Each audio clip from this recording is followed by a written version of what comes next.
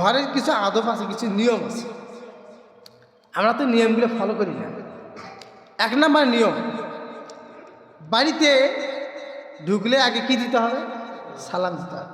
2 নম্বর, নিজের বাড়ি ছাড়া যদি অন্যের বাড়ি যান অথবা অন্যের ঘরে যান, তাহলে সালামও দিতে হবে, ঢোকার আগে অনুমতিও নিতে হবে।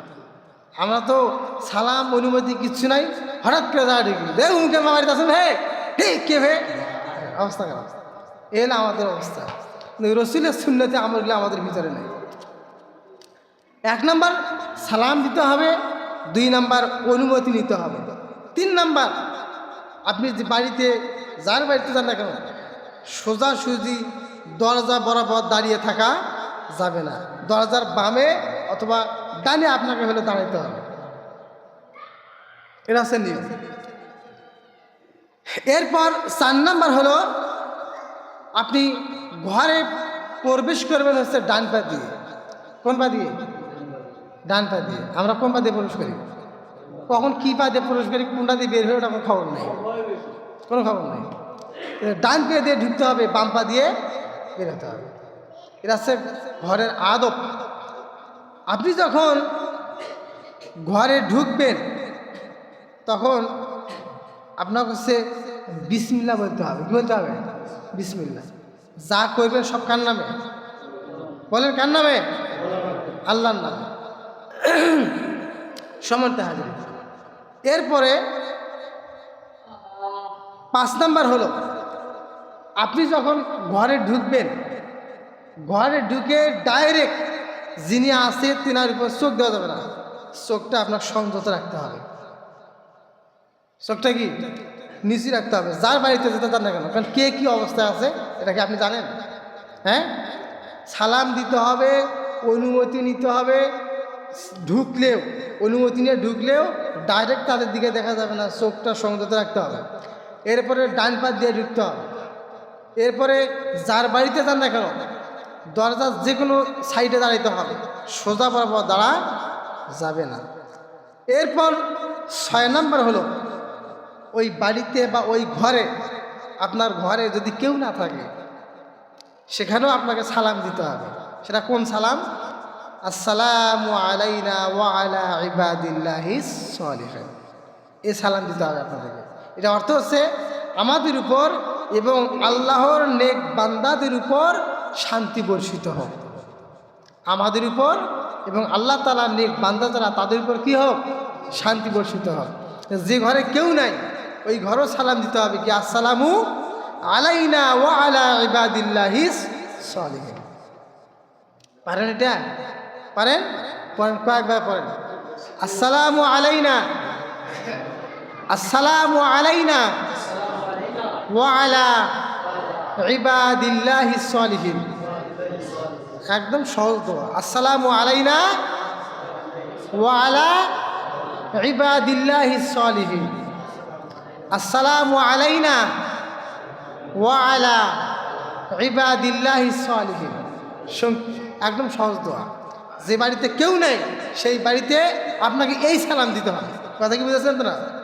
আল্লাহ তাআলা একদম কোরআনের আয়াত নাজিল করছেন যে অনুমতি সম্পর্কে, বাড়িতে গেলে কি করবেন এই সম্পর্কে আল্লাহ তাআলা বলছেন, ইয়া আইয়ুহাল্লাযীনা আমানু লা তাদখুলু বুয়ুতান গায়রা বুয়ুতিকুম হাত্তা তাস্তানিসু ওয়া তুসাল্লিমু আলা আহলিহা।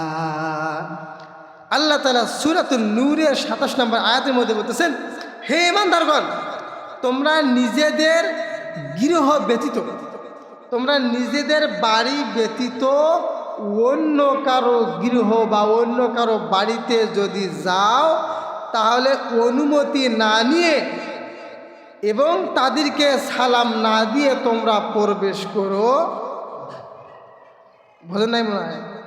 আয়াতটাকে বুঝেছেন? আল্লাহ কাদেরকে বলতেছেন?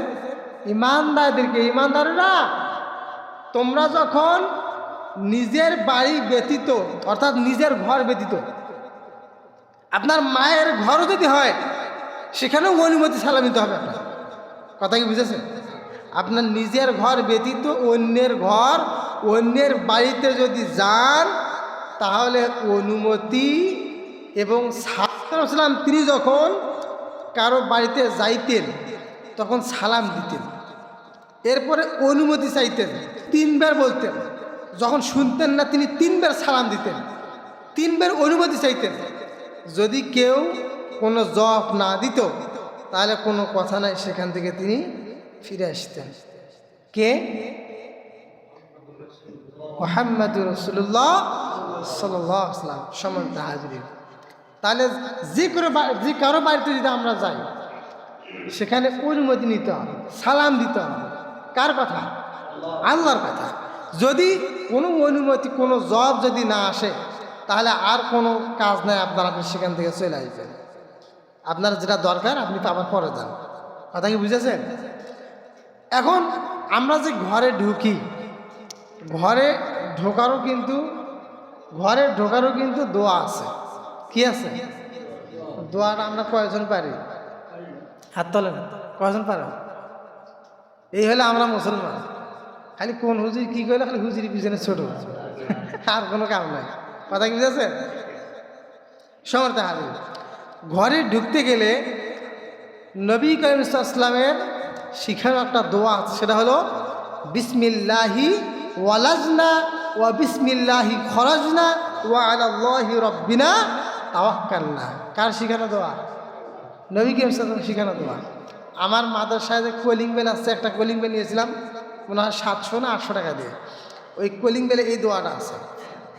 কেউ বেলটা চাপার সাথে এই দোয়াটা কিন্তু চালু হয়ে যাবে। দোয়াটা পড়তেছে, এটা হচ্ছে ঘরে প্রবেশ করার দোয়া। বিসমিল্লাহি ওয়ালাজনা ওয়া বিসমিল্লাহি খরাজনা ওয়া আলাল্লাহি রাব্বিনা তাওয়াক্কালনা। এটার অর্থ হচ্ছে আল্লাহর নামে আমরা প্রবেশ করলাম এবং আল্লাহর নামে বের হলাম, আর আমাদের প্রতিপালক আল্লাহর উপরেই আমরা হচ্ছে ভরসা করলাম। কার উপর ভরসা করবেন? কথা বলেন, কার উপর? আল্লাহর উপর। তাহলে এই দোয়াগুলো বলেন শেখার দরকার আছে না নাই? হ্যাঁ, কিন্তু আমরা তো পারি না, আমাদের তো চেষ্টাও নাই। যদি চেষ্টা থাকতো যে আমরা চেষ্টা করব, কিছু শিখব, এই দোয়াটা সহজ দোয়া করে, বিসমিল্লাহি ওয়ালাজনা ওয়া বিসমিল্লাহি খরাজনা ওয়া আলাল্লাহি রাব্বিনা তাওয়াক্কালনা। সংক্ষিপ্ত একদম সহজ দোয়া। এটা শিখতে কতক্ষণ লাগবে আপনার? আপনি যদি 5 মিনিট যদি মনোযোগ দিয়ে পড়েন এটা মুখস্থ হয়ে যাবে। কিন্তু মেন কথা হলো আমাদের চেষ্টা নাই। কি নাই? কথা বলেন, কি নাই? চেষ্টা নাই। তাহলে বলেন তো, ইসলামের নিয়ম, রসুলের সুন্নাহ যে আমলগুলো আছে এগুলো বলেন তো শেখার দরকার আছে না নাই? বলেন, আমরা মুসলমান না? আমরা মুসলমান না?